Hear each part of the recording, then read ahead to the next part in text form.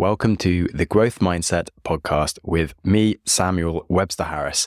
Today, we are covering some short and highly actionable advice on just getting stuff done. There are a million ways to cook this egg and analyze your inner psychology around the adversities you may face in the simple task of doing the thing. And there are some really good sources you can look into if you want to find out more. Nir Eyal, for example, has a brilliant book on distraction, and he coined the pithy phrase that time management is pain management. And you may also have heard or read Atomic Habits, which has been one of the best-selling books of all time and is full of nuggets of wisdom to help you make small changes across your days that could become consistent nudges towards who you want to be. However, today I'm going to be talking about perhaps the most simple and for me the most effective tool towards getting stuff done, and that is based on an essay called Doing the Thing. When you boil everything down, essentially all productivity advice is about finding a tool for you that helps make it obvious for you what you should be doing when and motivate you to go and do it at that time. Because you are where you currently are in life right now, and there's a future place that you want to get to, and there is something that you need to do to get you there. And whatever that thing is, you need to knuckle down and just do the thing without getting distracted and doing other things that won't help you get that thing done. Man, that sunset is gorgeous. Grill, patio, sunset. Hard to get better than that. Unless you're browsing Carvana's inventory while you soak it all in. Oh, burger time. So sit back, get comfortable. Carvana's got thousands of cars under $20,000 just waiting for you. I could stay here forever. Carvana, where car buying meets comfort meets convenience. Download the app or visit Carvana.com today. That's not just the sound of that first sip of Morning Joe. It's the sound of someone shopping for a car on Carvana from the comfort of home. That's a good blend. It's time to take it easy, like answering some easy questions to get pre-qualified for a car in minutes. Talk about starting the morning right. Just like customizing your terms so your car fits your budget. Visit Carvana.com or download the app to experience car shopping the way it should be. Convenient, comfortable. I'm going to read out a very quick essay that is straight to the point about the mistakes that we make when we start trying to do the thing. Preparing to do the thing is not doing the thing. Scheduling time to do the thing isn't doing the thing. Making a to-do list for the thing isn't doing the thing. Telling people that you're going to do the thing isn't doing the thing. Messaging friends who may or may not be doing the thing isn't doing the thing. Writing a banger tweet about how you are going to do the thing isn't doing the thing. Hating on yourself for not doing the thing isn't doing the thing. Hating on other people who have done the thing isn't doing the thing. Hating on the obstacles in the way of doing the thing isn't doing the thing. Fantasizing about all of the adoration you'll receive once you've done the thing isn't doing the thing. Reading about how to do the thing isn't doing the thing. Reading about how other people did the thing isn't doing the thing. Reading or listening to this essay isn't doing the thing. The only thing that is doing the thing is doing the thing. This seems to be from a guy on the internet called Gareth Evans, but also maybe from an alias called Strangest Loop. Who knows? The point is that they want you to go and do the thing and not get distracted by other things, especially ones that look like they're doing a thing but really aren't, which leads us onto the whole concept of false productivity. In the modern day, we have become complete suckers for feeling busy over being productive. Checking your phone and your notifications is a perfect example of fake progress. It feels like you are employing your brain in that moment to do something, because you are doing something, but it's really just avoiding the more challenging and more useful activity that you need to do. Besides obvious things like that, there are many other ways that we can fall into this trap. I'm sure you've had days where you felt like you were rushing through the day at a million miles an hour and you're all go, go, go, working, and at the end of the day, you're like, wow, I was hella busy and I haven't got anything done. none of these big important things that I needed to do have been moved forwards in the slightest. Oh dear. And that is because we're doing things, but we aren't doing the important thing. Reacting to emails and just sorting through the bunch of things that life will throw at you every day if you listen to it. And a lot of those tasks won't be terrible tasks to have done, but they probably also aren't moving the needle on what you need to have done. You certainly see this a lot in many companies that have endless meetings, just talking about doing things and not doing the thing. For your own personal life, if you end up creating a list of like 50 things to do, there will be probably some very important items on that list, but so many things that aren't important. And this definitely gets hard when you're responsible for your own time. Like for me as a podcaster, I have 3 important tasks: writing episodes, recording episodes, and editing and publishing, which I'm combining into one task. Anyway, it may be 4 tasks, it may be 3. The point is, they are all part of the singular important key metric, which is publishing a podcast episode and getting it out there. Of course, to run the show, there are many other important things I could be doing, but I've really had to clarify what the real thing is in my mind so that I don't spend days looking through my analytics or pondering new ideas in psychology or considering the optimal strategy for episode formats or rewriting my show description again and again and again, or chasing advertisers and then responding to advertisers and then deciding I don't even like the advertiser and ignoring the advertiser, creating collaborations with other podcasters, maybe meeting with my editor, emailing and organizing guests, or perhaps there's the insane number of other non-podcast things that I still need to do for myself just to keep my life moving forwards and that I do find important. None of those things are actual progress on doing the thing. And I had to decide and draw a line around the fact that none of those things are progress for me in doing the thing. And the beauty of that is it's given me a very, very simple metric that I can really tell if I'm doing it or not. I know when I am not doing my work, because if I'm not writing, recording, editing, then I'm not doing the actual thing, even when I'm doing lots of other things that feel like work and are kind of useful to do at some point. I should never sacrifice doing the actual important essential thing, which is making good episodes consistently. And for someone with ADHD, that was a really useful thing for me to realize, because if I'm so good at finding 10 million other tasks that I could be doing and like starting things, I love starting lots of things, and actually finishing things and sticking to them is a really hard one for me. But just making it obvious for my brain is like, okay, I'm just being an idiot. I need to go and not be an idiot for a while and do some writing. But whether you have ADHD or not, this is just a lifelong problem for lots of people. Like when I was in Nepal as a mountain guide, you could see so many people that had been obsessing over false progress. There'd be these wannabe mountaineers with all the fancy gear that they'd been collecting over the years. They have their specially fitted boots and the perfectly weighted jacket. They'd spent hours deliberating on the best trousers for a 2-week expedition based on the weight and breathability. They'd mapped out their routes and researched online all the different possible routes. They'd watched endless reviews on YouTube of different ways that you could be walking through these mountains. They'd worked out exactly the elevation rate they needed to be climbing at and how many calories a day they could be eating. Yet they hadn't spent much time going outside and doing some hiking. Ultimately, if you want to be a good hiker or a mountaineer, you have to go outdoors and do some hiking and mountaineering kind of often and just put yourself out there.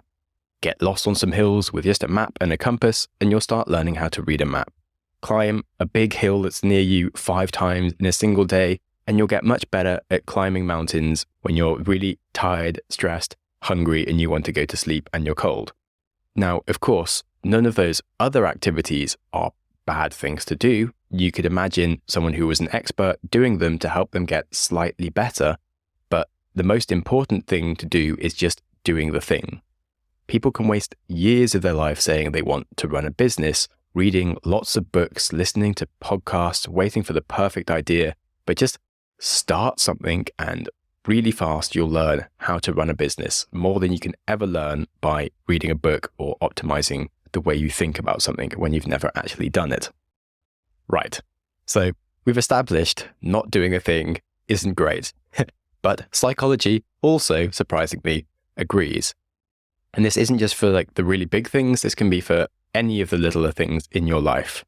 every day it is so important to know what your priority that day is and what counts as getting the thing done and what doesn't. Like I said at the start, there are lots of great books and advice for forming habits, increasing your willpower, etc. But I would genuinely say the most important thing is really to keep it simple and have a singular action that is your metric of success versus failing, and just to put your energy behind that singular action. A big component of procrastination is the temporal motivation theory, which basically outlines the fact that our desire to do a task is inversely correlated to how much time we have left. Once it becomes very urgent, our desire to do it will trump everything else, and we really prioritize it and we get it done. And the problem with that is if we have a very big goal without a deadline, it just never gets done. That's why we really need to feel the full importance of doing it every day or every week, even though it's not urgent right now. Writing a book, learning a language, these big amorphous tasks that can be consistently put off till next week, they won't get done unless we go, right, that's the thing I need to do, and it is doing the thing, and any of these other things adjacent to it or unrelated to it are just not pushing me in the right direction. Even in work, when you look at lots of executives, many of them will spend possibly just an hour of truly effectively working in terms of doing some writing of a pitch deck or sales analysis forecasts that they need to deliver to people. And the rest is just communicating with other people about what they may or may not do and making sure everybody knows that they are or aren't doing it, and being in these meetings or sending emails and just avoiding the actual little task they have to get done. Now, I'm sure you've also heard of the planning fallacy, where we completely fail to estimate the right amount of time needed to do the thing. Well, usually it's not so much a failure of the actual estimation of time truly needed, it's that we spend so much time not doing the thing when we need to be spending time doing the thing. And because of that, we end up becoming late, and we have to spend more time planning the thing in the time we're meant to be doing the thing because we're so off track, and we just delay things even further. And we let our plans grow and let ourselves start doing all of these adjacent tasks that aren't just the simple act of doing the thing. Perhaps one of the most useful parts of the doing the thing method is that it just makes you start. Often the tasks that we are avoiding aren't even as difficult as we expect or warrant half the amount of procrastination that we put into them. There's a thing called the Zegarknik effect, which is a psychological phenomenon that describes how people remember uncompleted or interrupted tasks better than completed tasks. And it means that once you've got something started, it's much easier to carry on and complete the task. And that means that we need to put an unreasonable amount of effort into just starting and defeating the initial procrastination that puts us off the starting phase. Because once we've started, we're more likely to continue to completion because our brains are seeking some closure. So when you're thinking about this big, huge task, you're trying to sit down and carve 3 days of time out to do this one big thing. You don't need to put so much focus into working out how you can do the whole thing at once, but instead focus on how you can just make a start and at least do some of the difficult thing. For me, planning an episode and writing the first 500 words is definitely half the battle. The second phase of all of the writing does come quite naturally after that has begun and the shape has really taken place. Sure, if I want to be completely perfect, I might reach 90% done and still have 90% left to go because I'll be endlessly editing. But most episodes, most of the time, the big problem is just actually sitting down and being right, I'm going to start this. Because in my head, I'm always I need 2 days uninterrupted just to do a perfect job of everything. And I'll just keep on waiting until there's 1 day left. And I'll be oh no. And so I just have to do it all at once. Whereas on the days when I just start, it actually goes much smoother and I can just finish it off tomorrow quite easily. And life is much better and I'm much happier. More coming up after the break. But firstly, this show is sponsored by BetterHelp. And they want you to ask yourself, what is the first thing you would do if you had an extra hour in the day? Would you go for a run, take a nap, read a book? Many of us wish we had more time, which is something we've been talking about in this episode. But what for? The best way to squeeze that thing into your schedule is to know what's important for you and to prioritize it. Therapy can help you find what matters to you and do more of that thing. Personally, I found therapy with BetterHelp really did help me to stop running around like a nutter so much and make peace with some of the things I thought I wanted to do and do more of what I actually enjoy. If you're thinking of starting therapy, then BetterHelp is entirely online and designed to be convenient, flexible, and suited to your schedule. So learn to make time for what makes you happy with BetterHelp. Visit betterhelp.com/growthmindset today to get 10% off your first month. That is betterhelp, HELP.com/growthmindset. I am delighted to be sponsored by LinkedIn Jobs. Hiring for a small business is very important. You want people that will do the thing and who will also help those around them do the thing. And so the right hire is crucial. LinkedIn Jobs has the tools that will help you get your task of hiring done faster and for free. LinkedIn isn't just another job board. It's a vast network of more than 1 billion professionals giving you access to talent that you can't find anywhere else. In fact, 86% of small businesses found a qualified candidate within 24 hours of posting their job. And that is why 2.5 million small businesses use LinkedIn for hiring.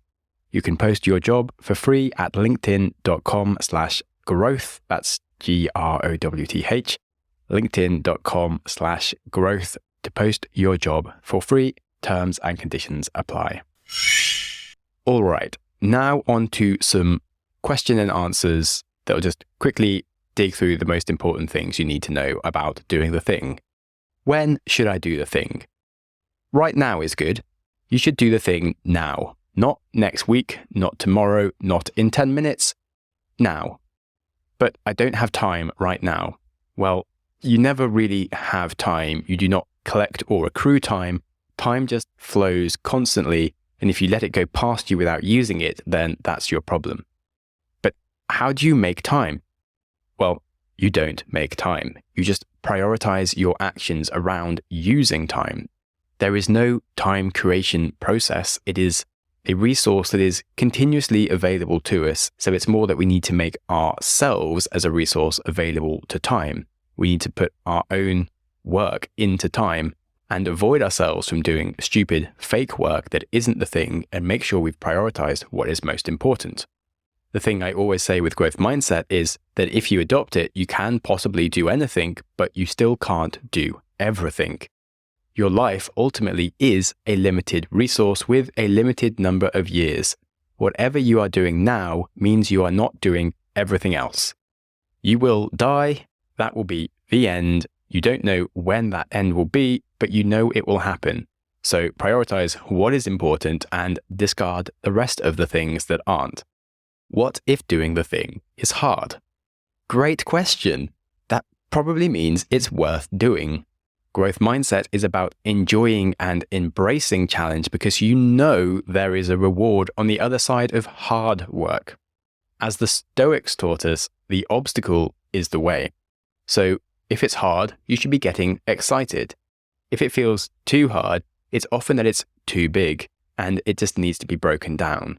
Sure, I'm not going to be able to run a 100-mile ultramarathon in one day tomorrow, but I can practice doing a lot of running over a few years and start by running half marathons and then smaller ultramarathons. And eventually you can build up to the ability to run that sort of crazy distance over years.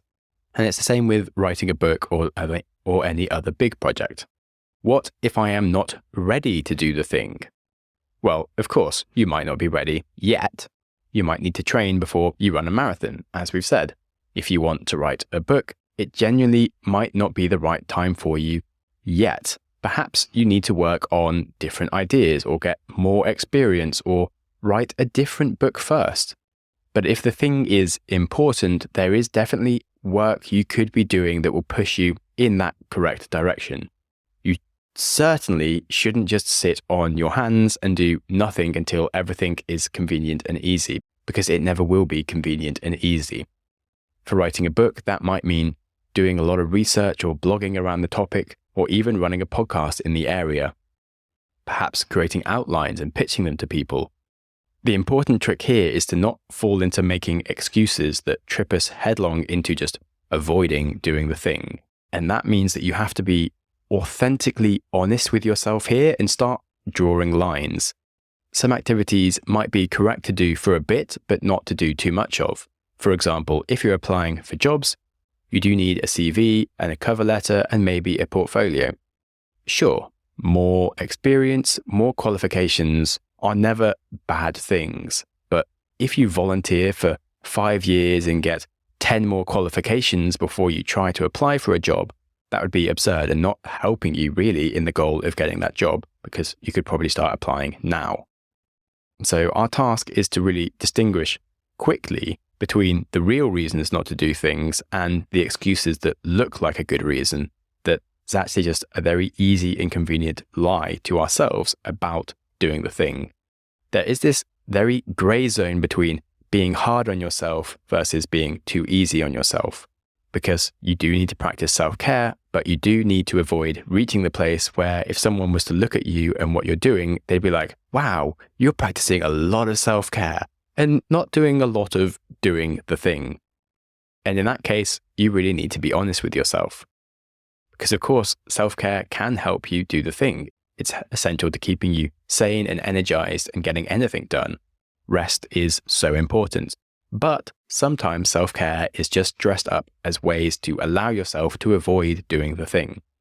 Back on Talking My Podcast, there are lots of nice things that I can do to help energize myself, like listening to other podcasts or making friends with other podcasters and creating a peer support group, and then finding time to exercise, process my life, rest.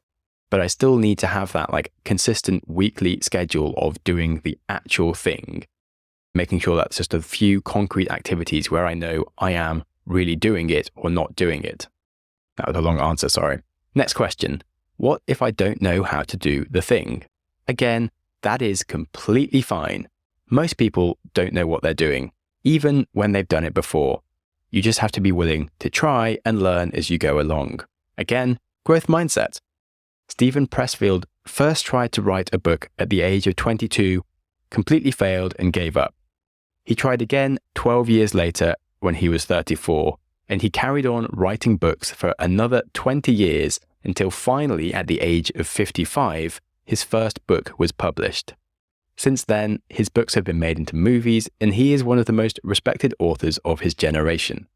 Whatever we are doing, at a fundamental level, we are still making things up as we go along based on some stuff that we've maybe learned along the way. Part of doing the thing is just getting used to the fact that you don't truly know what you're doing. And in fact, having less expectations of how to do the thing properly and being open-minded to different ways of doing the thing is actually helpful. It means that you can accept that you could still be getting much better at any point in time. And that's a fundamental core of growth mindset thinking. But what if I fail at doing the thing? Well, nothing is really a failure unless you quit without actually doing the thing. If you look at my previous example of Stephen Pressfield, he had several unpublished books, and they aren't failures as much as they are stepping stones and lessons to get him to success. If you prematurely quit because you expect to do a bad job or you expect to fail, you're just setting yourself up for a life of rejecting yourself before you ever even do the thing you want to do. Actually, having a failure is a wonderful teacher, and it's just a humbling requirement that pushes you towards greatness. Sure, it's not the nicest, fun teacher that you'll ever learn from, and you might not look forward to their lessons initially, but you'll start to learn that they do really help you understand yourself, and over time, you'll develop this ability to value your time having failures and not want to avoid it. And on this, I think it's also worth changing our concept of what doing the thing is, because doing the thing isn't succeeding as much as it is participating in the thing doing. Like a best-selling novel or 1 million podcast downloads isn't doing the thing. Showing up each day to write that novel or release that weekly podcast is doing the thing.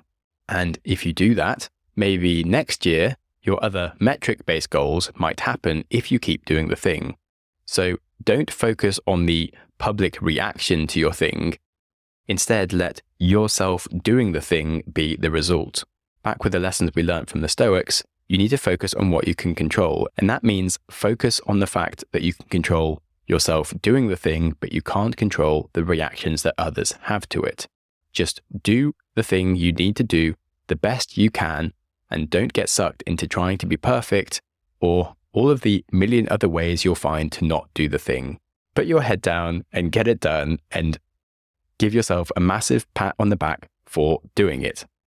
And on that, this episode is done, so thank you very much for listening. If you enjoyed it and you are feeling the urge to not do the thing and perhaps tell other people how they could do the thing, you might want to share this episode with them briefly before you then get round to doing the thing. Or you might also want to leave a really good rating on your platform of choice about how well I do the thing, which is podcasting, just to let other people know about that, and that it might help them do the thing, which is whatever they do. And that would be really appreciated if you could.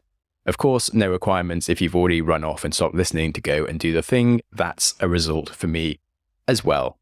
And with that, good luck with doing the thing.